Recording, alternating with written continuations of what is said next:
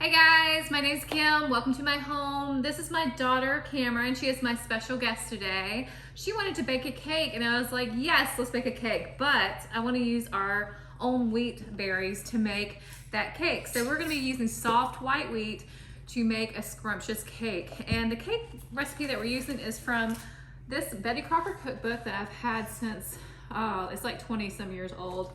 And we're going to use the Starlight Yellow cake. Now, usually when I use my wheat berries, 2/3 a cup equals a cup of milled wheat or flour. But when you're making cake flour, I have just discovered this in my cookbook or my bread book right here, wheat book, that for making a cake flour, it says to use a 1/2 cup of berries. That will equal 1 cup of milled flour. So that's a good note to have because it helps with, I guess, the density and whatnot. So we're gonna do that. Very, very informative book here. If you really wanna get into wheat berries and grinding your own wheat and all that kind of stuff, and even the history of wheat, this is a great book to have. I know I've talked about it in another video, but it is just a plethora of knowledge. But anyway, I digress. Let's get to baking. We have our wheat berries. We even have our own vanilla extract that I made last year. Ooh, I about lost it. Oh my goodness. We have our homegrown eggs. We're gonna need 3 of those. We have our raw sugar, our not organic baking powder. So the first thing we need to do is what, Miss Cameron? Grind the wheat? You want to do that? How do you do it? Yep. Oh, you already have this in here. Okay, we're gonna do it that way so that y'all can see. Okay. Let's take off our lid.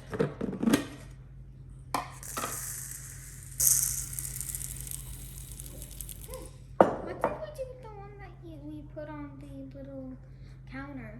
It was like it hooked onto the counter and you would do this. The manual grinder. Yes, I have a manual grinder too that she helped me with in a video for when the power goes out. Or if you don't want to invest in this kind, you can just manually grind it.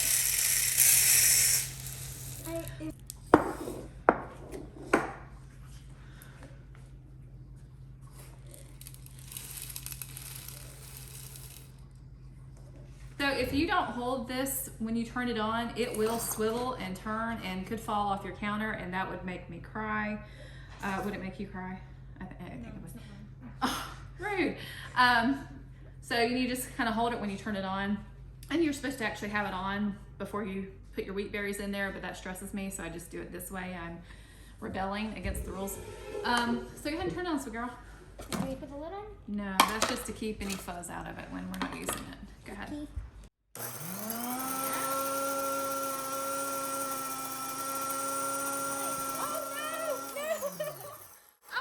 thing was blowing. Oh, it wasn't in all the way, so we have fairy dust everywhere. The connection was not completely connected. So it went from those berries to this rich flour, and it smells amazing. Now, we did not put it on pastry, Cameron.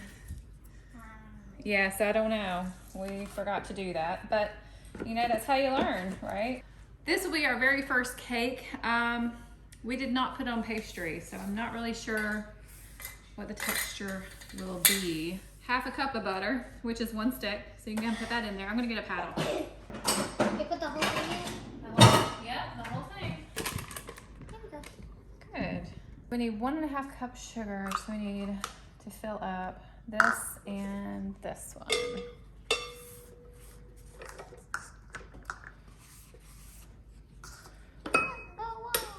Okay, so you have to put it right here. And you see that little knot right there? You gotta line that up. You push it up and put it on, okay? Here, you try it. Okay, got it? Okay. Okay, you try it.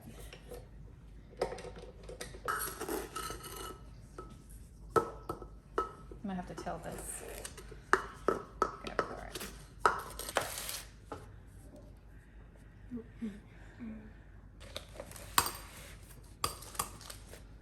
You can put them right here when you're done with them. That's fine. Make sure you're not getting any shell. I don't see anything. Okay, well, go ahead and put that in there and start beating it slowly. If you beat it too much, you're gonna have a tough cake. Okay?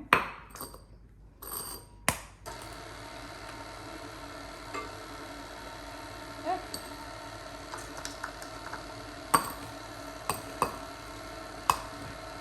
Now we can compost these eggs or feed them back to our chickens or put them around the garden. Nothing is wasted. We're doing the eggs and we need to do milk, okay? Milk. Oh, let's add vanilla next. So a teaspoon of vanilla. Vanilla. Shake her up.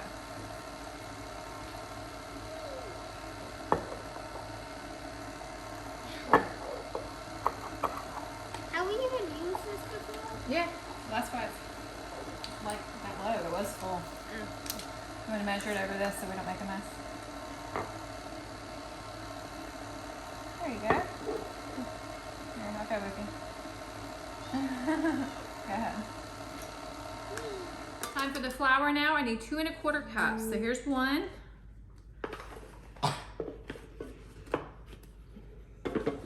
Maybe that didn't make enough. Wow. 2 and half of a half.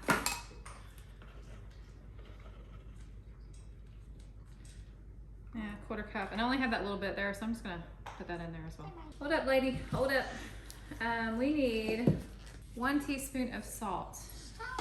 Our salt is not present. Salt too, because it's not in its normal.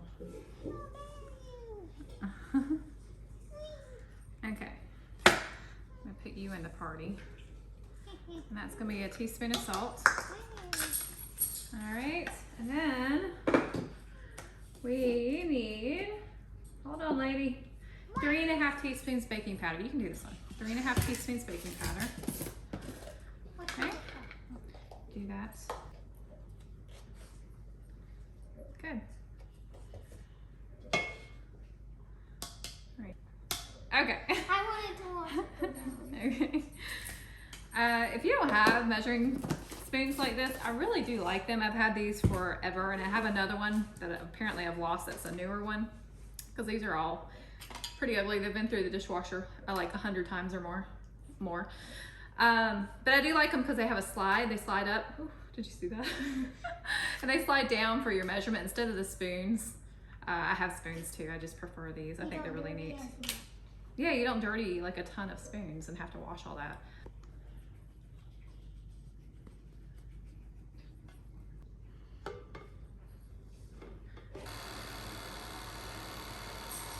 One and a quarter.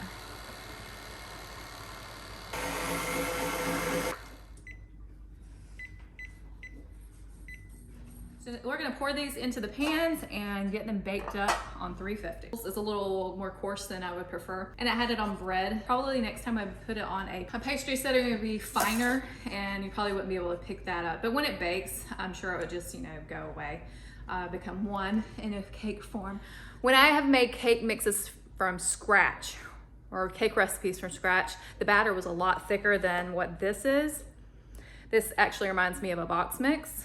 So I'm hoping that's okay. This cake may not rise like I am used to, and that's okay because it's my first time. We're gonna have to do a lot of practicing to perfect this cake. So let's see if it rises. It may not rise. It might be a fail, but that will be okay. It's about learning, and Cameron is learning. This is actually her science class today. And what? And what? Learning from your mistakes. Yeah. Where are you hiding? Why are you hiding over there? Yes, and we learn from our mistakes, so we see those as a plus. So yeah, I'm gonna put these in the oven at 350 for 35 to 40 minutes. I've taken the cakes out of the oven. They look really good. They smell really good. And now I'm gonna try and turn them over. Hopefully they pop out just perfectly.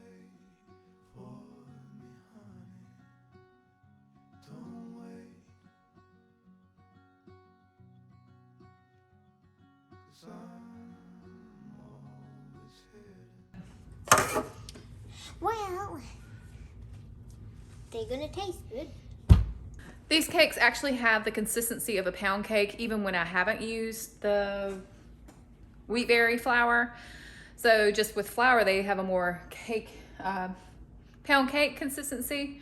So I am eager to see what it tastes like, the difference of taste, as well as what it looks like on the inside when you cut it. Are there a lot of big holes, small holes? The Starlight Yellow cake tastes like pound cake. Mm-hmm. Most of the time. It smells like pound cake and it has the heft of pound cake. So we're going to taste it a little bit once it cools. While our cakes are cooling, we're going to go ahead and make our frosting. She wanted to make the chocolate frosting by Hershey's. So we need a stick of butter. I'm gonna put that in there. We're going to need 2/3 cups of cocoa, 3 cups of powdered sugar, and there's a way you can make your own too. I'd love to do a video on that sometime. It's just super, super easy. A 1/3 cup of milk and a teaspoon of vanilla extract. Now we might add just a smidge more because we like to really have that vanilla flavor. Yes, so. We're doing the butter. I will do the cocoa. It is 2/3 cup cocoa.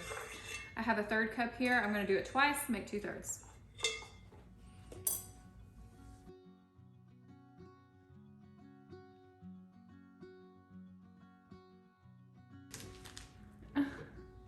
Two. It's raining. I know, it is messy. Yeah, I opened it. It's snow. Badly. Wait, straighten it up so I can get more in there. Okay, 3. Now we could have done this on the mixing stand, but the little one here wanted to do it herself. Yes, she likes to stir. You didn't get all the butter. Oh my gosh. Look at all this butter she just left in here. That is not okay.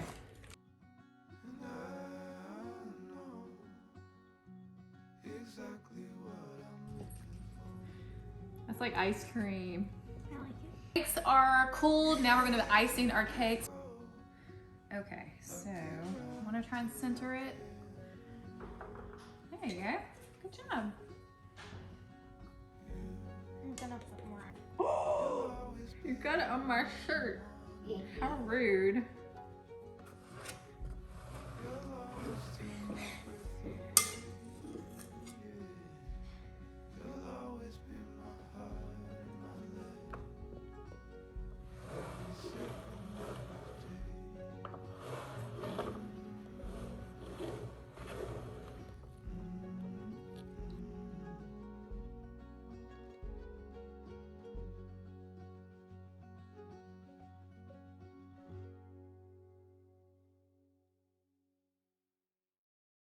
Very pretty. You like the way it turned out? Yeah. Yeah, I do too. I think it's very quaint and charming and old-fashioned. I love the old way of doing things. And just the little application of the cute little blueberries is perfect. So now, Cameron, it is time to partake and taste and see the texture and the quality of this cake. It looks delicious. I know the icing tastes good. The batter was good. Let's see what the cake tastes like. Be careful. Do you want a little blueberry? Yeah, I'll take a little blueberry.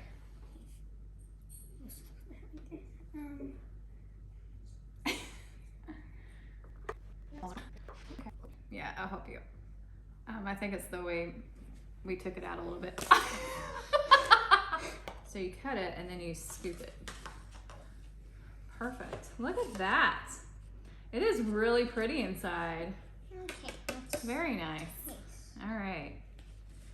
There you go. It's a little like clumpy because of like how the flour might have been. I think it's good. It's a dense cake. I mean, it is kind of like a pound cake. It doesn't really taste like a pound cake though. No.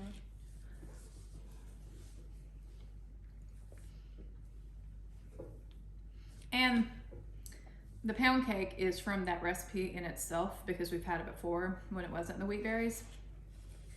So maybe it has a slight pound cake taste.